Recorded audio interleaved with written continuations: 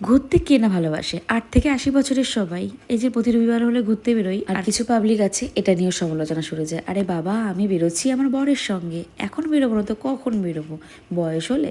তো যাই হোক, সেদিনকে ছিল রবিবার দিন আমি, ইন্দ্র, পাপা তিনজনে মিলেই বেরিয়ে পড়লাম ঘুরতে। যেরকম প্রতি রবিবার বেরোই সেরকমই বেরিয়ে পড়লাম। আর আজকে না রাস্তাঘাটটা ফাঁকা ফাঁকা দেখছি, ইদানিং না রাস্তাঘাট খুবই ফাঁকা। আর আমাদের ঘোরা মানেই কল্যাণী। আমার বিয়ে হয়েছে 2 বছর হয়ে গেছে, আর এই 2 বছরে যে কতবার আমি কল্যাণীতে এসেছি তা তোমাদেরকে গুনেও বলতে পারবো না। আর কি বলতো, আমাদের বাড়ির থেকে একদমই কাছে হয় কল্যাণীটা, আর ওখানে গেলে না সমস্ত রকমের খাবার থেকে শুরু করে শপিং মল, বাচ্চাদের জন্য পার্ক রয়েছে, মাঠ রয়েছে। আর ওই মাঠে না অনেক লোক আসে, তারা তাদের নিজেদের মতন সময়, আমরাও যাই, আমরাও নিজেদের মতন সময় কাটাই। আর এদিকে দেখো না, পার্কে চলে গিয়েছিলাম। পার্কে গিয়ে পাপাকে দোলনা চড়াতে গিয়ে আমরা দোলনা চড়ছি। জানো, ছোটবেলায় অনেক দোলনা চড়েছি। এই দোলনা কত উপরে উঠাতাম, অনেক জোরে জোরে দোলনা চড়তাম। আর এখন একটু দোলনা চড়তেই মাথা ঘোরানো শুরু হয়ে গেছে।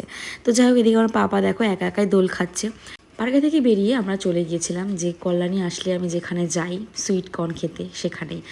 আজকে না দুপুরবেলায় বেশ ভালো মন্দ খাওয়া হয়ে গেছিলো, তো যার কারণে পেটটা এখনও ভরা রয়েছে। তাই একটাই সুইট কর্ন নিয়ে নিয়েছিলাম আমরা। আর দেখবে সুইট কর্ন খেলে কিন্তু পেট ভরে যায়, তাই আমরা একটাই নিয়ে নিয়েছিলাম, দুজনে শেয়ার করে খেয়েছি। আর আজকে না প্লেন নিয়েছিলাম বাটার দিয়ে। অন্যদিন আমরা মশলা দিয়ে ট্রাই করি, আজকে প্লেন বাটার দিয়ে ট্রাই করলাম, বেশ ভালোই লাগলো। আচ্ছা, সুইট কর্ন কার কিরকম ভাবে খেতে ভালো লাগে, প্লেনটা নাকি মশলা দিয়ে? তোমাদের কিভাবে খেতে ভালো লাগে কমেন্টে জানিও। বাড়িতে যাওয়ার পথে দেখছি ভ্যানে করে না লিচু বিক্রি হচ্ছিল, বছরের এই সিজনের প্রথম ফল, তাই নিয়ে নিলাম আমরা 1 কেজি মতো। আমার তো লিচু খুব পছন্দের একটা ফল, তোমাদের কেমন লাগে?